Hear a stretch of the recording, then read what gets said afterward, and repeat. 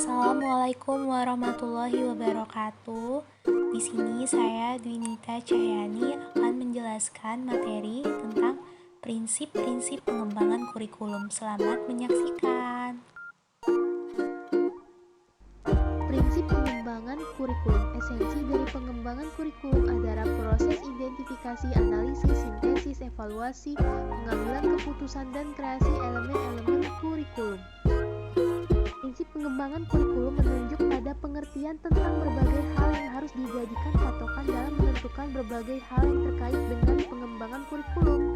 Kemudian ada macam-macam sumber prinsip pengembangan kurikulum. Yang pertama ada data empiris, kedua data eksperimen, ketiga cerita atau legenda yang hidup di masyarakat, keempat akal sehat. Yang ketiga ada tipe-tipe prinsip pengembangan kurikulum. Yang pertama, anggapan kebenaran utuh atau menyeluruh.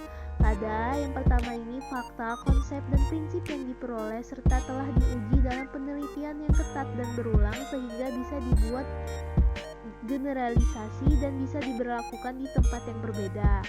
Yang kedua, anggapan kebenaran parsial. Pada yang kedua ini, fakta, konsep, dan prinsip yang sudah terbukti efektif dalam banyak kasus, tapi sifatnya masih belum bisa digeneralisasikan. Yang ketiga, ada anggapan kebenaran yang masih memerlukan pembuktian. Pada yang ketiga ini, asumsi kerja atau prinsip yang sifatnya tentatif. Prinsip ini muncul dari hasil deliberasi, judgement, dan akal sehat.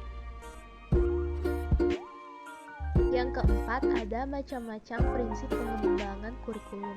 Ada macam-macam prinsip pengembangan kurikulum dibagi menjadi dua, yaitu prinsip umum dan prinsip khusus.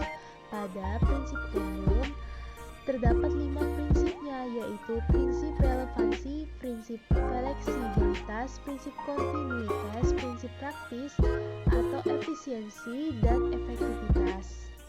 Yang kedua ada prinsip khusus. Pada prinsip khusus ini terdapat bagian-bagiannya, yaitu yang pertama prinsip yang berkaitan dengan tujuan pendidikan, yang kedua prinsip yang berkaitan dengan isi pendidikan, yang ketiga prinsip yang berkaitan dengan proses pembelajaran, yang keempat prinsip yang berkaitan dengan media dan alat bantu belajar, yang terakhir prinsip yang berkaitan dengan evaluasi.